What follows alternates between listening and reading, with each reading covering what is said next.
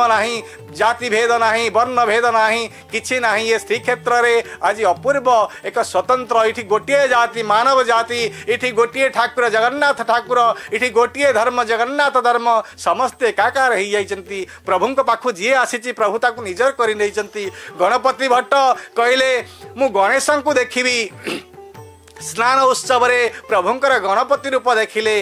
विनायको विघ्न राज विघ्न विनाशनम दारु ब्रह्म स्वरूपं नीलकंदरं भक्तानं वरदायकं गजभक्त्रधरम नमो नमो जगन्नाथ गजानन ब्रह्मम। गजानन ब्रह्म को दर्शन कर संतुष्ट हो गले। जी तांको जहाँ जो भाव रे डाके से सैया ही जानती। जी तांको तुलसीदास कहले मु राम को देखिबी, आसिले मन दुख रे देखिले जे जगन्नाथ राम हो नांती, मन दुख रे फेरी जाउथिले। पंडा पुओ डाकी नेला, कहले आपण कौन चाहूचंती ना मु राम ठाकुर को न देखले क्षेत्र अन्न जल स्पर्श करिबिनी। ये धर्म भूल, ये संस्कृति भूल, खाली मिछरे हो हला चली। पंडा पुओ कहला आपण राम को देखिबे, ठीक अच्छी। आपण बही रे बालकांड रे कौन लिखिचंती ना कौन लिखिची, बिनु पद चलाई सुनई बिनु काना कर बिनु करम करई विधिना। बिनु पद चलाई सुनई बिनु काना, पाद बिहुने जे चली पारे, कर बिनु करम करई विधि नाना। हाथ नहीं किंतु समस्त दुनियार समस्त कर्म कलावाला से ठाकुर। आन न रहित सकल रस भोगी, पाटी नहीं किंतु सबु प्रकार रस आस्वादन करुची। 60 पौटी खाऊची, केते अन्न व्यंजन खाऊची, तार हिसाब किताब नहीं।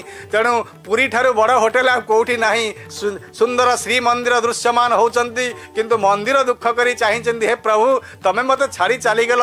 मंदिर पताका हलुची, से पताका कहूची हे पापी माने आस आस।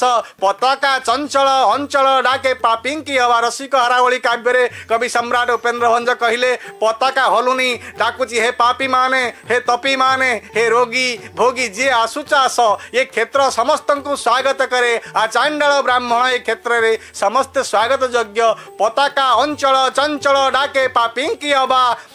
आस हे नील नगरी को आस भल करिबा। ये नील नगरी को आस, नग नगरी को आस, ए पर्वतर नगरी को आस, समस्त को भल करिदेबा, पाप ताप दूरीभूत करिदेवी। एथिकार ठाकुर स्वतंत्र ठाकुर, ईश्वर स्वतंत्र स्वयं भगवान तो ही।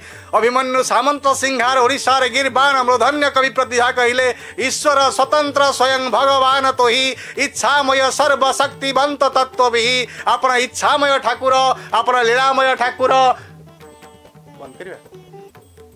आपण इच्छामय ठाकुर, आपण लीलामय ठाकुर। आपण इच्छा बिना गच्छर पत्रटीए प्रभु हेलेनी। आपण होचंती ईश शेषादि सेवक सेव्य एका तु ही। इष्ट अभीष्ट दयानिधि भावग्राही। ईश आपण को पूजा करंती, शेष पूजा करंती, महेश पूजा करंती, दिनेश पूजा करंती, सुरेश वंदना करंती, आपण स्तव समस्ते करंती।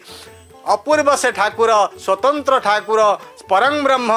तांकर वर्णना बा किए करिवो, तांक गुण कथा किए कहिवो, तांक कथा कहवा कहार भी साध्य नुह। से प्रभु कला श्रीमुख विकच पद्म नेत्र अपूर्व नयन रे चाहिचंती भक्त मंडली की कृपा दृष्टि चाहिचंती। भक्त कहूची कृपा पारावार सजल जल 10 श्रेणी रुचिरो रमा बाणी राम स्फुरदमल पद्मेक्षण मुखम सुरेन्द्र स्तुति गण शिखा गीत चरितो जगन्नाथ स्वामी नयन पथगामी भवत में। हे महाप्रभु कृपा नेत्र सेमती चाही थाओ। हे नीलमणि, हे कला कांचन, हे बलियार भुज, हे महाप्रभु जगन्नाथ आपणकर कृपा समस्तक ऊपर पकई दियंतु।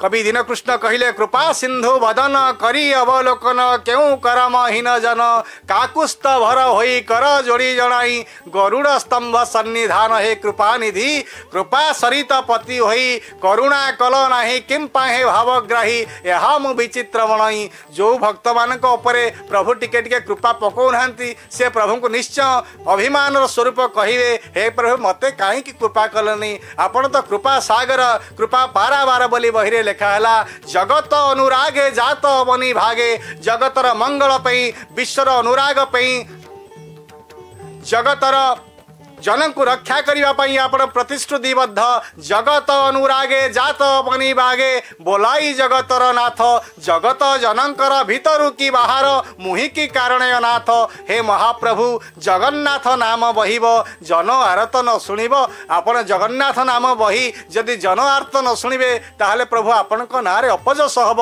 हे मणिमा दुखीर दुख शुणा हूँ आपणकर धर्म हे